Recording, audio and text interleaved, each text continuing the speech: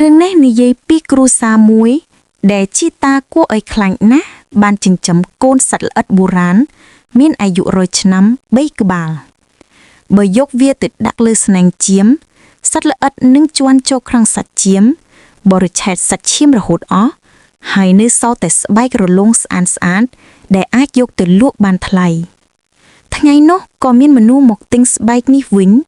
ជីតាសប្បាយដល់ថ្នាក់ហៅ everyone ទៅចាប់ឈាមនិងត្រៀមធ្វើការ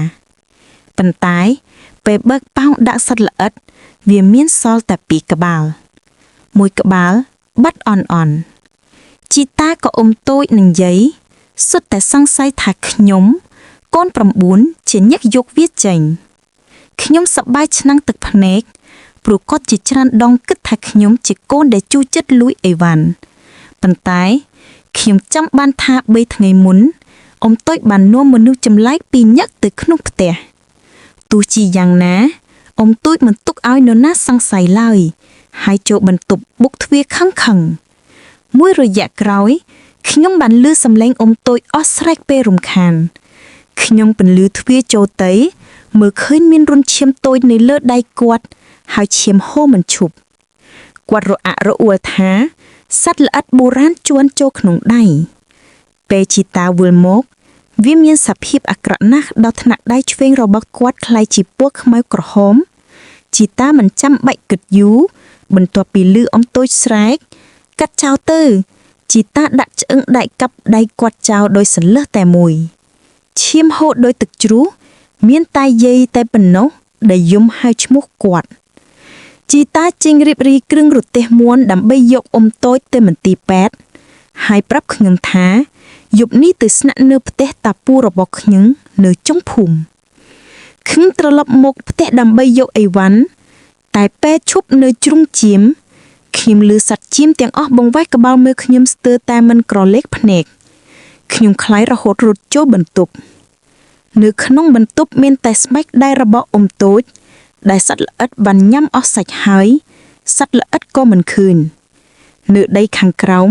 មានឈាមមួយដំណក់ធំដែលខ្ញុំស្ទាបបំបែកវាទាំងសាច់ឈាមរលារួមជាមួយឡើងវិញដូចជាមានជីវិតការគួរឲ្យខ្លាចបន្ថែមទៀតគឺមានជាតិក្តៅមួយទម្លាក់ចូលភ្នែកខ្ញុំប៉ុន្តែពិបាកជឿថាមិនមានអីប្លែកក្រោយពេលថ្ងៃលិចខ្ញុំតាមប៉ាក់ជីតាទៅស្នាក់នៅផ្ទះតាពូ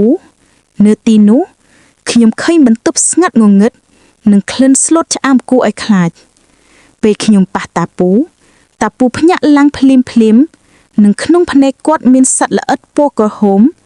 ស៊ីយកជាន់វិលលើដុំភ្នែកខាងស្ដាំទៅឆ្វេងខ្ញុំភ័យដល់ថ្នាក់រត់ចូលជ្រុងបន្ទប់តាពូលុបឡើងបើកភ្លើងហើយនិយាយថាខ្ញុំចាំបាច់មើលខុសគាត់បន្តទាមទារឲ្យខ្ញុំនឹកហួតញ៉ាំអារម្មណ៍ខ្លាចឲ្យគេងជិតគាត់តែពេលយប់ទាំងស្រុងខ្ញុំមិនអាចដេកបានឡើយ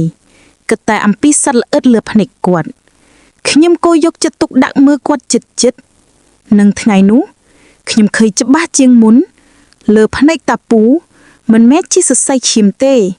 ប៉ុន្តែសុទ្ធតែសត្វល្អិតពណ៌ក្រហមរាប់សែនក្បាលកំពុងរត់រលាលើភ្នែកគាត់រឿងបញ្ចប់នៅពេលខ្ញុំដឹងថាសត្វល្អិតបុរាណមួយក្បាលដែលបាត់ប្រហែលជាក្នុងភ្នែកតាពូរួចហើយ